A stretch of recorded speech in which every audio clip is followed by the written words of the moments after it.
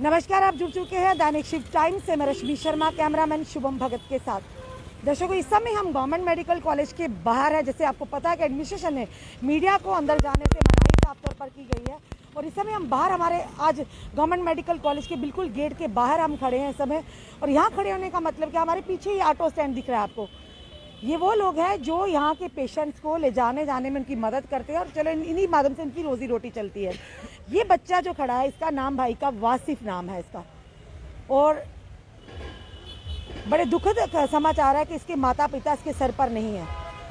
इस एज में जबकि बच्चे पढ़ाई लिखाई कर कर अपना एक अच्छा मुस्तकबिल तराशते हैं, वहीं आज इस बच्चे को ऑटो चलाकर अपने घर का, अपनी बहन का और अपना गुजारा करना पड़ रहा है। पिता जो कि किडनी प्रॉब्लम थी उनकी, वही उसी ग्रस्त बीमारी से ग्रस्त थे, जिनके चलते हॉस्पिटल में भी कई बार एडमिट हुए, और माता उसी गम में, यानी कि इलाज कराते कराते माता का देहांत हो गया। यानी कि माँ का आंचल का साया उनके सर से उठ चुका। और आप भी अंदाज़ा लगाते, जिस बच्चे की माँ से उसकी आंचल उसके सर से उठ जाए तो उन बच्चे, उस परिवार का क्या होता है। और साथ ही साथ पिता जो कि बीमार थे, हॉस्पिटल में लाया तो बाद में उनको कोविड था, उनकी मृत्यु होगी। यानी दोनों माता पिता का साया इस बच्चे के सर से उठ गया।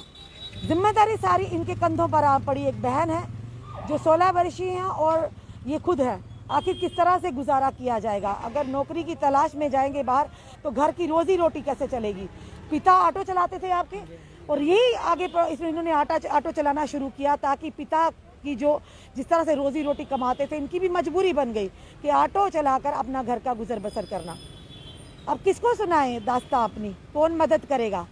अभी माननीय गवर्नर साहब, लेफ्टिनेंट गवर्नर की तरफ से आदेश आए, और वो पेपर्स में भी आया कि जो जिन बच्चों के माता पिता, यानी कि जो अर्नर ब्रेड अर्नर घर की कमाई का जरिया है, वो उनके सर से उड़ जाता है साया, तो कम उनको 18 साल तक, यानी कि उनको एक पेंशन स्कीम, यानी स्पेशल पेंशन स्कीम पेंशन मिलेगी, जो कि स्टेफन के रूप में। और साथ ही साथ जब 23 साल के हो जाएंगे, उसको 10 लाख रुपया मिलेगा। किस तरह से अप्लाई करें, कहाँ अप्लाई करें, अभी तक पूरी तरह से क्लैरिफिकेशन नहीं आया। फिर भी हम कोशिश हमसे होगी, जितना मदद हो हम करेंगे। वासिफ, क्या कहना चाहोगे, कितनी बड़ी जिम्मेदारी आप आन पड़ी कंधों पर? ये कोविड ने सारा सिस्टम जो है हिला दिया। एक मैं नहीं, बहुत सारे बच्चे हैं जिनके माता पिता कोविड से। आप पढ़ते थे? हाँ, मैं पढ़ते थे। कौन सी क्लास? 12th स्टैंडर्ड में था। 12th पास की थी, फादर साहब बीमार हो गए थे। हाँ जी, 12th कंप्लीट। उसके बाद आगे नहीं पढ़े? उसके बाद आगे नहीं। उसके बाद यहाँ बहन को पढ़ाना या खुद पढ़ लूँ, एक ही चीज़ है। बहन पढ़ रही है? बहन कौन सी क्लास में? मैं 12th में यहाँ। 12th में पढ़ रही है। तो अभी जो ऑटो आप चलाते हो, हाँ जी, हाँ जी। गुजारा हो जाता है? अभी कहाँ होता है गुजारा मैडम जी, कोविड चल रहा है, साथ में कोई आता भी नहीं है इधर। साथ में हमने फ्री सेवा लगाई हुई है मेडिकल कॉलेज से शालामार हॉस्पिटल, और मेडिकल कॉलेज से सुपर स्पेशलिटी हॉस्पिटल, बिल्कुल फ्री। और फ्री दे दो? हाँ जी, फ्री। कैसे करते हो पेट्रोल का, कैसे करते हो आप? पेट्रोल दिन में लग जाते हैं, 1-2 फेरे लग जाते हैं, उसमें से थोड़ा पेट्रोल डलवा खुद की परेशानी पर फिर भी दूसरों की सेवा कर रहे हो। किसी की सेवा कर रहे हैं। क्या बात है वासिफ। क्योंकि ये टाइम मेरे पे भी बीता हुआ है। हाँ। कभी हॉस्पिटल में इधर वगैरह चक्कर लगाता रहा। उस टाइम जब किसी के घर में कोई मुसीबत हो तो 50-100 रुपया भी बड़े अहमियत रखता है उसके लिए। बहुत बड़ी बात है। जैसे हमारे पास पेशेंट आते हैं, कभी उनके पास किराया भी नहीं होता, तो हम सारे कैलकुलेशन करके छोड़ आते हैं। कभी कभी मतलब जितने का पेट्रोल लगेगा उतने पैसे। कभी सोचा था वासिफ इस तरह से माँ पापा का साया उड़ जाएगा और इस आपदा में आप आ जाओगे? नहीं, कभी नहीं सोचा था ऐसा कभी होगा। सब कुछ ठीक चल रहा था, कोविड ने सब कुछ ले लिया। बहन को पढ़ाना चाहते हैं? हाँ जी, हाँ जी। अच्छी जिंदगी देना हाँ जी, चाहते हाँ जी, हैं? अच्छी और जिंदगी। खुद का क्या? खुद का मैडम जी अब लूँगा, वापस एडमिशन लूँगा, दोपहर को पढ़ूंगा, फिर शाम को चलाऊंगा ऑटो। कुछ ना कुछ तो करना ही है ऑटो। स्कीम्स भी आए, निकाला है, कोई रिलीफ निकाला हुआ है, यानी कि राहत जो पैकेज दिया है गवर्नर साहब की तरफ से भी, कि जिन बच्चों के माता पिता जो कमाने वाले हों, इस दुनिया से जा चुके हैं, उनके लिए 18 साल तक उनको स्टेफन दिया जाएगा। उसके बाद 10 साल में उनको 23 लाख रुपया दिया जाएगा। तो आप भी उसी में फाल करते हैं? हाँ जी। चलिए, हम मेरे फादर साहब की भी डेथ कोविड से हुई है ना। हाँ। तो हमारे घर का कमाने वाला वही थे। हमने तो कभी कमाया ही नहीं, हमें पता ही नहीं ऑटो कैसे चलाना है। तो बीमार होने, डेथ होने के बाद ऑटो लाइन में चल पड़ा। मुश्किल आ रही है? हाँ, बहुत मुश्किल आ रही है मैडम जी। पापा थे तब ऐसा नहीं था? पापा थे तब कोई टेंशन ही नहीं थी, क्योंकि सारी टेंशन फादर साहब के ऊपर ही थी। हमारे पास क्या टेंशन थी, खाली उठना, नहा वगा के खाना वगैरह खाना, और पढ़ना आगे वगैरह, खेल कूद करनी। कोई टेंशन का पता ही नहीं था, कि ये भी नहीं पता था कि घर कैसे चलाना है। फिर आहिस्ता आहिस्ता आहिस्ता आहिस्ता आहिस्ता आहिस्ता आ गया, भगवान ने सिखा दिया। हालात सिखा देते हैं। सिखा देते हैं। क्या कहना चाहोगे आम जनता से या हमारे लेफ्टिनेंट गवर्नर से, क्या कहना? गवर्नर साहब से यही कहना चाहता हूँ, जो भी जिनके भी माता या पिता के घर के जो अर्निंग पर्सन है, जिनकी डेथ हुई है, उनको कुछ ना कुछ देना चाहिए, जॉब वगैरह देनी चाहिए उनको। आपकी आयु कितनी है? मेरी आयु 20 साल उम्र है मेरी। 20 साल हाँ जी, 20 साल उम्र। 20 साल में इतना बड़ा, यानी कि पहाड़, गमों का पहाड़ टूट पड़ा। पहाड़ टूट गया बड़ा बड़ा, 20 साल की उम्र में। आप पढ़ना चाहते हो? पढ़ना चाहता हूँ, आगे लूँगा एडमिशन, मैं एडमिशन ग्रेजुएशन लोगे आप? चलिए, तो चलाऊँगा नहीं पूरी उम्र। हाँ बिल्कुल।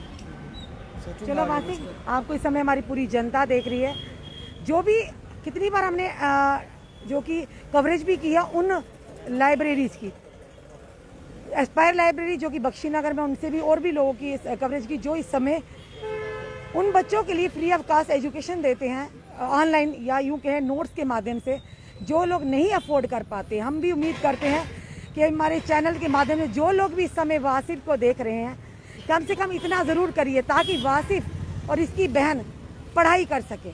यानी और योगदान हो ना हो, पर ये योगदान ज़रूर कीजिए कि कम से कम इनका पढ़ाई का खर्चा निकल जाए, ताकि वासिफ और उसकी बहन एक अच्छा मुस्तकबिल अपने पढ़ लिख कर आगे देख सके, अपने माता पिता का सपना साकार कर सके। ये उम्र है जबकि माता पिता का साया होना बहुत ही ज़रूरी है।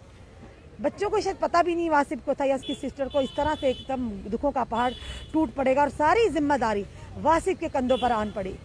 ये स्टोरी हम इसलिए दिखा रहे हैं, ये सबक है उन बच्चों के लिए भी जो अपने माता पिता को दर दर की ठोकरें खाने के लिए छोड़ देते हैं।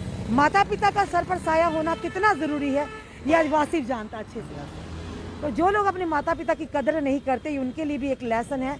समझिए कि माता पिता किस तरह से आपकी रक्षा सुरक्षा करते हैं, किस तरह से आपका लालन पालन करते हैं, फिर आप अंत में आके अपने माता पिता की निरादरी करते हैं, बेकदरी करते हैं। उनसे पूछिए जिनके माता पिता का साया उनके सर से उठ चुका है।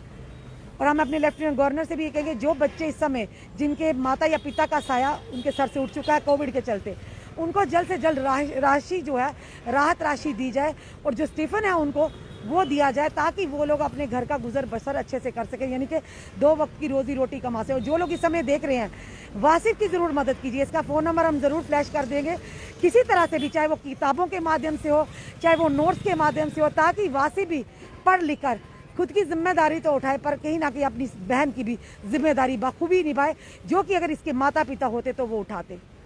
तो दर्शकों, इस वीडियो को ज़्यादा से ज़्यादा शेयर कीजिए, ताकि आम जनता जो इस समय हमेशा इन लोगों के साथ, ऐसे लोगों के साथ खड़ी है जो कुछ करना चाहते हैं, पर उनके पास फाइनेंशियल असिस्टेंस ना होने की वजह से वो लोग कहीं ना कहीं गुमनामी के अंधेरे में गुम हो जाते हैं।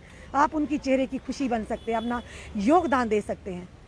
इसका फ़ोन नंबर हम डाल देंगे, जिस तरह की मदद हो सके आप मदद कीजिए वासिफ की, क्योंकि समाज में ऐसे लोग भी जो मदद करना जानते भी हैं इंसानियत के लिए। तो जुड़े रहिए ऐसे हमारे साथ अगले अपडेट के लिए। जय हिंद, जय भारत।